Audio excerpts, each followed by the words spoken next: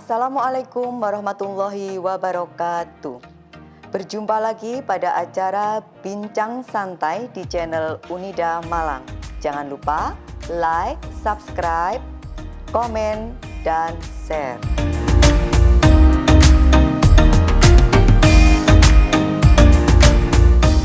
Bincang Santai kali ini kita akan membahas sekelumit tentang program kreativitas mahasiswa yang biasa kita sebut dengan PKM. PKM merupakan suatu ajang kreativitas bagi mahasiswa yang telah memiliki sejarah panjang dalam pelaksanaannya. Program PKM awalnya diinisiasi oleh Lomba Karya Ilmiah Mahasiswa yang pertama di tahun 1988.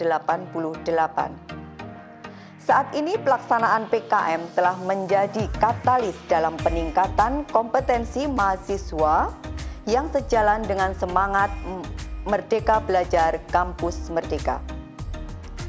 Dalam rangka mempersiapkan diri menjadi pemimpin yang cendekiawan, wirausahawan mandiri dan arif, mahasiswa diberikan peluang untuk mengimplementasikan kemampuannya, keahlian, sikap, tanggung jawab, serta membangun kerjasama secara tim dalam mengembangkan kemandirian melalui kegiatan yang kreatif dalam bidang ilmu yang ditekuninya.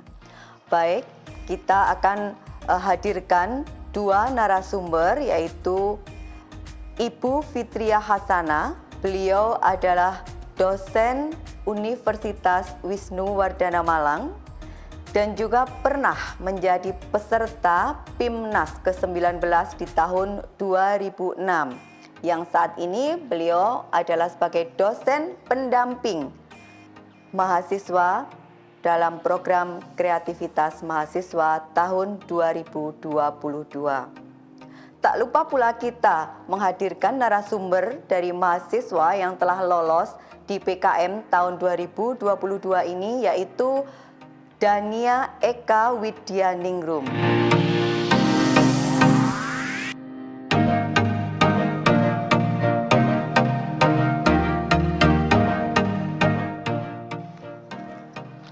Baiklah, kita sapa beliau berdua.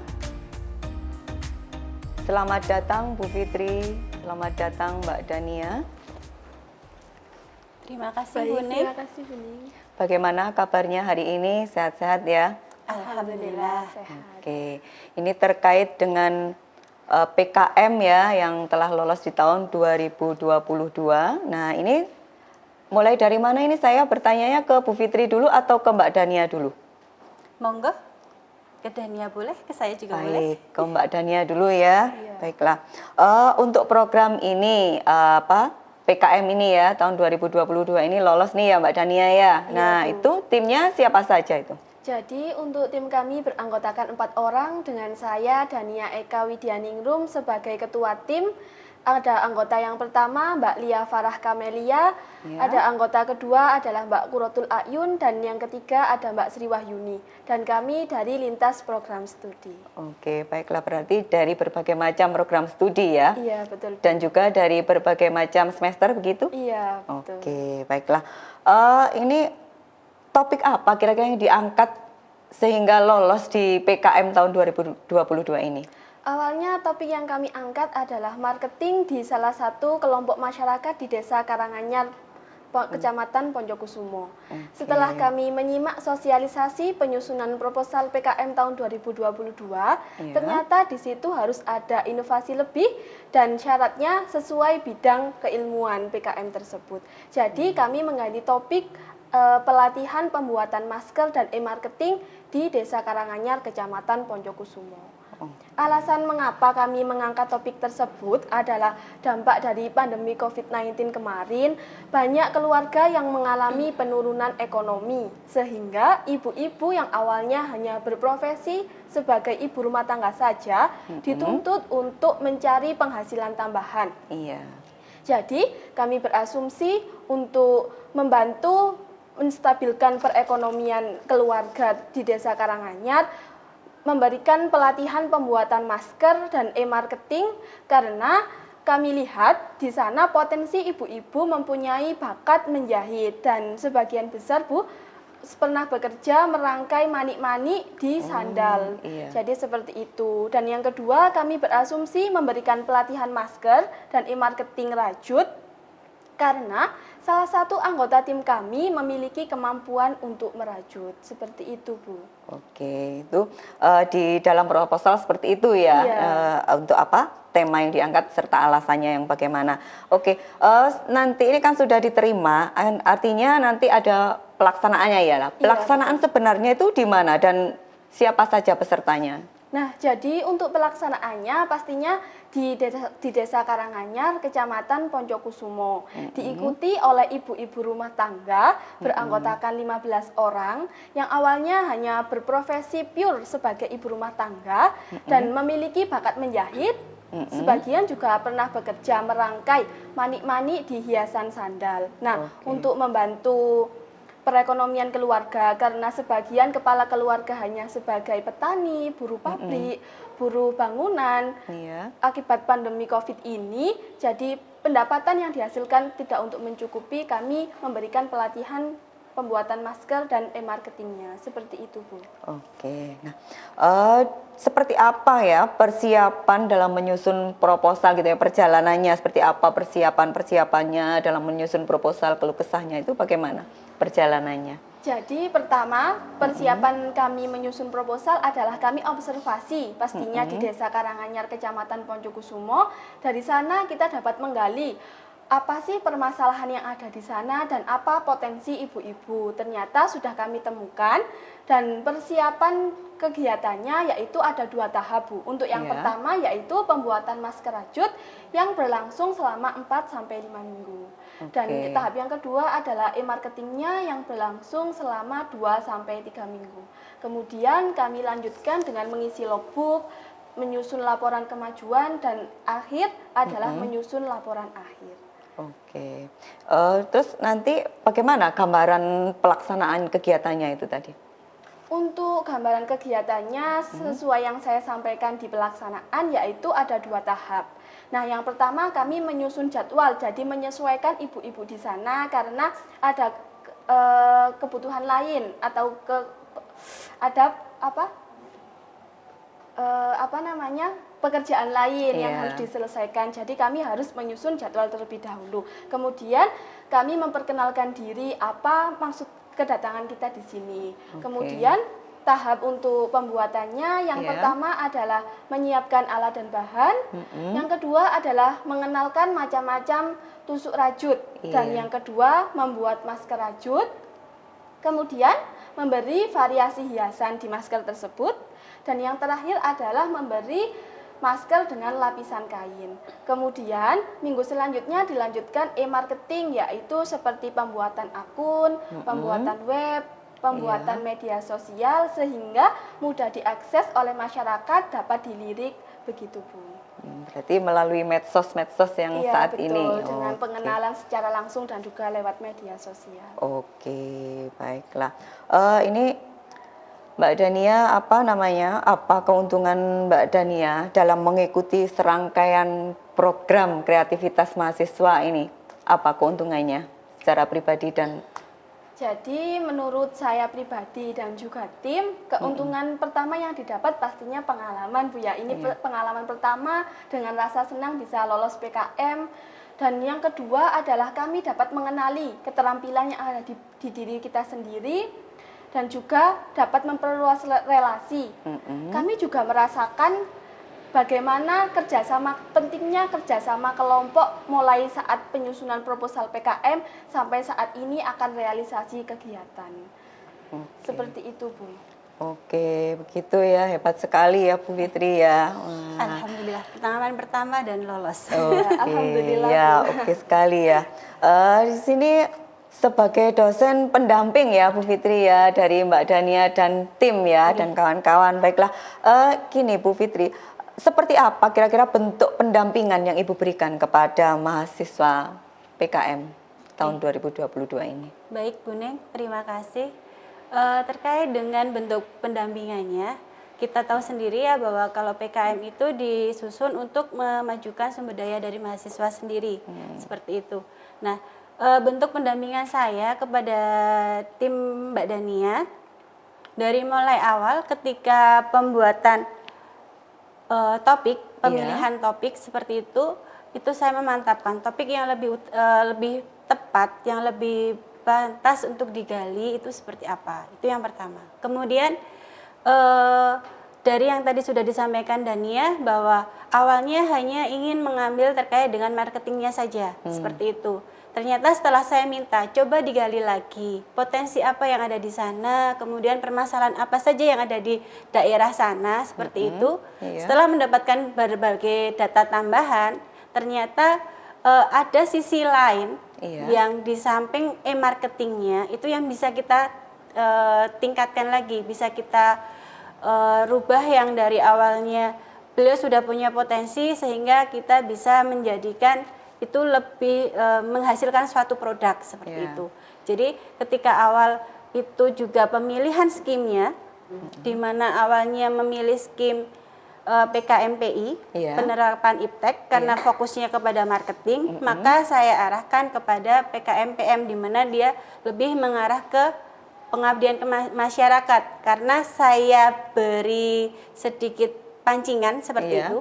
Dalam anggota tim Anda itu ada yang bisa rajut. Itu adalah suatu potensi. Ternyata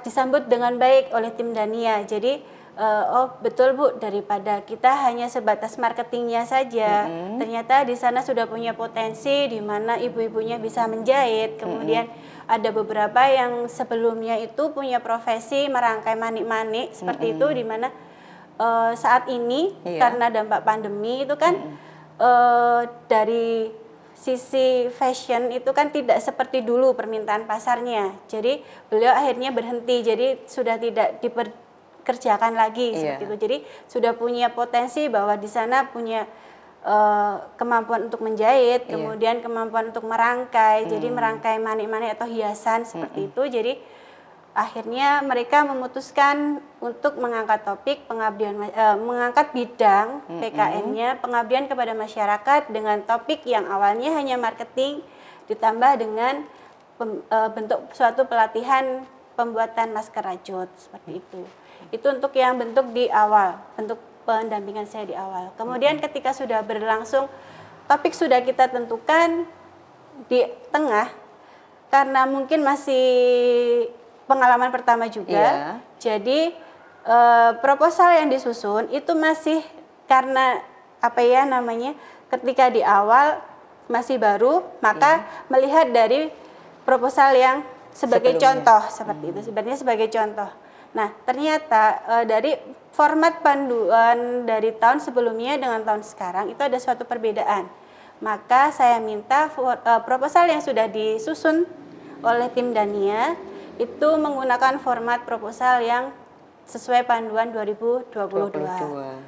Sehingga dari sana setelah direvisi sesuai dengan panduan 2022, kita saya cek kembali seperti itu, di bagian rancangan dana atau realisasinya itu nanti di dalam panduan itu sudah ada acuan bahwa harus minimal 80% itu digunakan untuk operasional, sedangkan sisanya maksimal 20% dari dana yang harus diajukan itu untuk bagian administrasi. Nah, ternyata saat itu yang mereka susun itu masih belum sesuai dengan panduan. Maka saya minta untuk merubah sesuai dengan panduan. Mungkin hampir sekitar 2 hari ya kita menyelesaikan rancangan biaya seperti itu. RAB saja. RAB saja itu sekitar 2 hari. Jadi akhirnya sudah selesai, sudah pasti fix ini sesuai dengan apa yang dibutuhkan di lapangan, kemudian sesuai apa yang harus dilakukan dalam perjalanan akomodasi seperti itu. Itu terkait dengan rancangan biayanya. Di samping itu dalam panduan tahun 2022 itu sudah ada suatu pedoman penilaiannya, proposal PKM yang bisa lolos pendanaan itu seperti apa. Nah, saya arahkan menggunakan panduan tersebut. Jadi yang pertama, ketika dalam penilaian proposal itu kan ada 2 tahap. Tahap yang pertama itu terkait dengan tahap administratifnya. Di mana dalam tahap administratif sudah jelas harus sesuai dengan format pada pengajuan proposal. Kemudian yang kedua harus sesuai dengan skim. Seperti yang tadi saya utarakan di awal, awalnya mereka mengambil PI. Ternyata dalam PKMPI atau penerapan IPTEK itu ada syarat bahwa harus sesuai dengan bidang keilmuan. Nah, kebetulan karena Dania ini dari pendidikan, kemudian saat itu topik yang akan dibahas itu terkait dengan ekonomi, maka kan itu agak crash seperti itu kan, agak kurang sedikit kurang sesuai. Maka saya arahkan coba ini dipelajari lagi, apakah sesuai dengan bidang keilmuan topik yang diangkat. Sehingga dengan menggali lagi di lapangan potensi dan permasalahannya seperti apa, seperti yang tadi sudah disampaikan Dania, ada sisi lain yang bisa diberikan solusi, sehingga merubah dari yang awalnya dari skim PKMPI itu menjadi skim PKM Pengabdian Kepada Masyarakat atau PKM-PM seperti itu. Kemudian yang ketiga, selanjutnya itu karena sekarang itu semuanya sistemnya online. Seperti yang kita tahu semua bisa serba online. Tanda tangan bisa online. Kemudian kita share file juga lewat online, tidak harus menggunakan hard lagi kan seperti itu. Nah, di sana itu ada di bagian lampiran yang mungkin itu sedikit celah ketika memang saat ini segala sesuatu secara online. Apa yang harus dikumpulkan tidak dalam bentuk hard. Nah, di dalam panduan itu ada bagian lampiran terkait dengan pernyataan ketua pengusul, kemudian identitas anggota penyusul, identitas ketua pengusul, kemudian identitas dosen pembimbing, dan karena di Dania mengambil skim PKM-PM, berarti kan ada mitra. Nah, di sana ada surat kesediaan dari mitra. Nah, harus ada dibubuhkan tanda tangan. Nah, karena online kan biasanya kita sudah karena online berarti ini juga bisa online. Asumsinya kita seperti itu. Sama halnya dengan timnya Dania. Tetapi kalau sesuai dengan panduan itu tidak boleh. Jadi itu harus dirubah dengan tanda tangan basah baru kita scan dan kita satukan dengan proposalnya. Dan itu yang saya minta kepada tim Dania untuk memperbaiki. Jadi apa yang belum sesuai dengan panduan kita arahkan ke sana. Itu terkait dengan tahap yang satu administrasinya. Kemudian untuk di tahap yang kedua,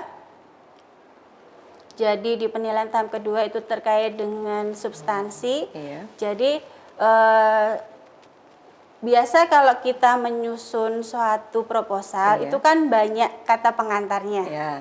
Nah, di sana sesuai dengan panduan kita langsung to the point. Jadi pelaksanaannya di mana, kemudian bentuk kegiatan permasalahannya seperti apa, solusi yang harus kita solusi yang akan kita berikan itu seperti apa. Maka saya minta untuk menyusun seperti itu. Jadi lebih ke substansinya, fokus apa yang akan dibahas. Jelas gitu ya, Bu ya. Seperti itu untuk bentuk pendampingannya terkait dengan penyusunan proposal. Kemudian terkait dengan upload. Jadi mungkin ini terlalu itu ya, terlalu banyak. Terlalu banyak mendikte, enggak juga. Jadi ketika upload itu ada syarat bahwa filenya harus dalam bentuk PDF. Maka saya minta sebelum diupload itu di PDF dulu. Kemudian maksimal 5 mega seperti itu. Kemudian tanpa ada cover. Biasanya kan masih terbawa kalau misalkan mengumpulkan tugas mata kuliah, halaman depan itu harus ada covernya. Nah, ternyata ketika ada covernya itu malah sudah langsung gugur seperti itu. Nah, setelah upload ya sudah, kita tinggal berdoa saja mudah-mudahan lolos. Amin. Nah, itu berarti ada dari step by step ya, Ibu memang mendampingi benar-benar ya, mulai dari ide, mulai kegalauan ide kita mau masuk skim yang mana seperti itu ya, kemudian sampai uploadnya juga ya. Jadi step-step di situ didampingi oleh Bu Fitri ya, oleh pendamping sampai uploadnya. Baik. Ini kira-kira Ibu harus berbagi juga ya, Ibu sama Mbak Dania ini juga ya, tentang tips dan trik untuk bisa lolos PKM. Bagaimana Bu Fitri untuk tips dan triknya untuk lolos PKM? Tips dan trik yang saya alami ketika saya jadi mahasiswa dulu sama yang saya tularkan ke Dania seperti itu. Yang pertama, kita selalu update info terbaru. Jadi misalkan kita di awal itu, yang pertama kita harus tahu permasalahan itu yang apa yang harus kita cari solusinya, seperti itu. Kemudian yang kedua, kita lihat skimnya itu kan banyak, ada 8 skim seperti itu. Nah, kita tetapkan satu, kita pilih satu dulu. Jadi misalkan seperti Dania dan tim itu kan galau kemarin antara PKMPI atau PKM-PM. Nah, sekarang kita lihat apa syarat dari PI. Ketika di PI itu ada syarat-syarat bidang keilmuan, maka sesuai tidak topik dengan bidang keilmuan kita.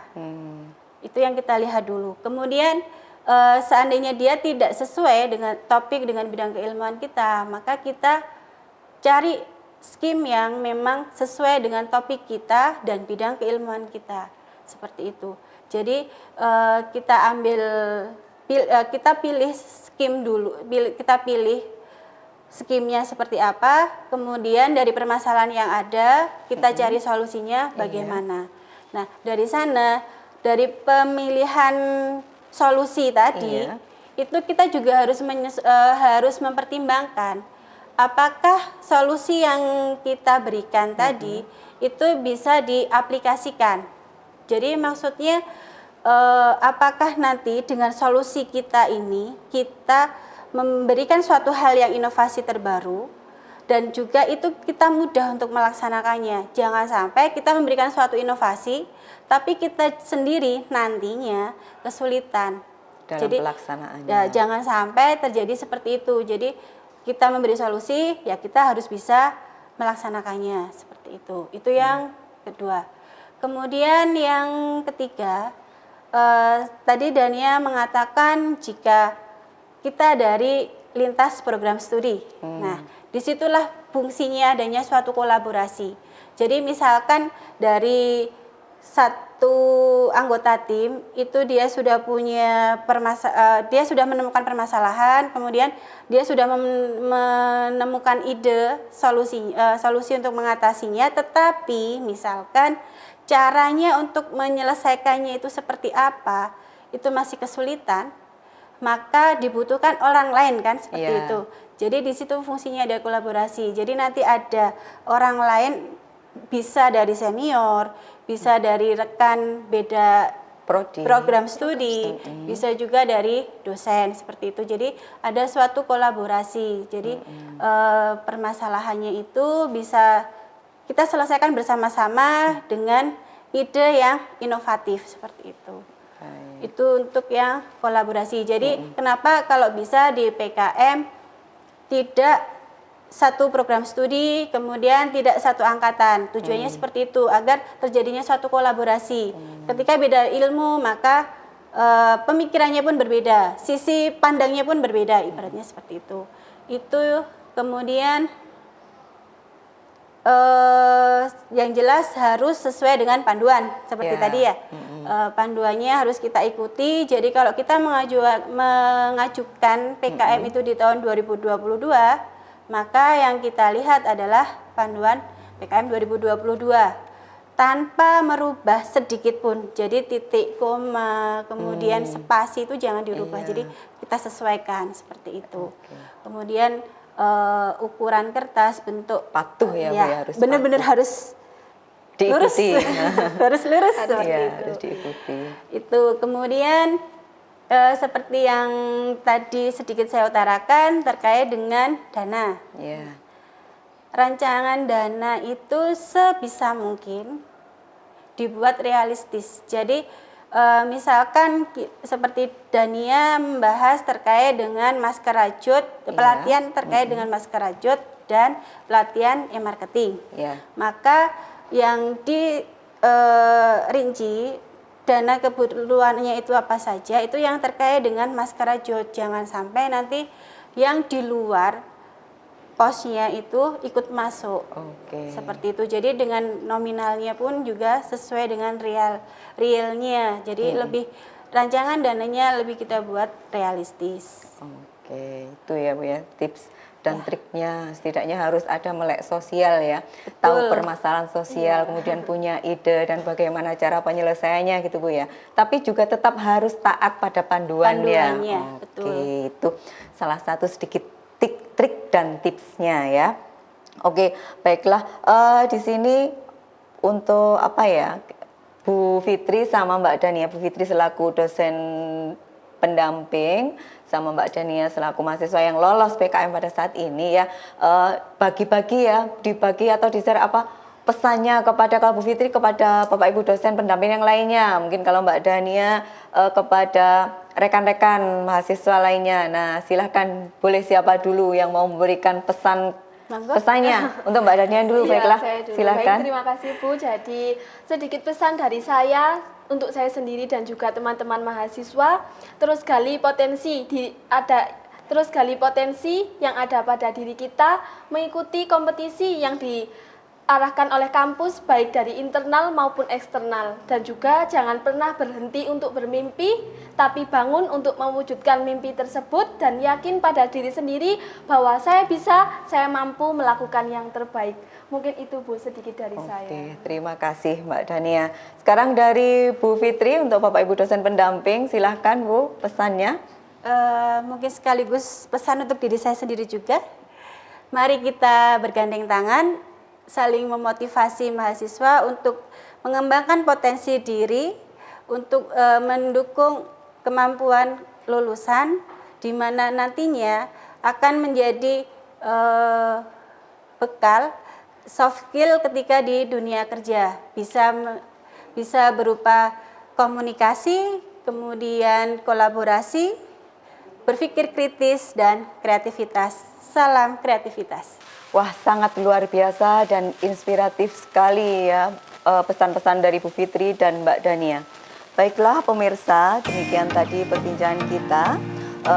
Untuk mahasiswa di seluruh Indonesia yang belum berhasil atau belum lolos mengikuti program kreativitas mahasiswa, jangan berkecil hati, teruslah percaya diri untuk mengikuti kompetisi. Demikian perbincangan santai kita kali ini. Jangan lupa like, komen, subscribe, dan share di channel Unida Malang untuk mendapatkan informasi menarik lainnya. Baiklah, terima kasih. Saya akhiri. Wassalamualaikum warahmatullahi wabarakatuh.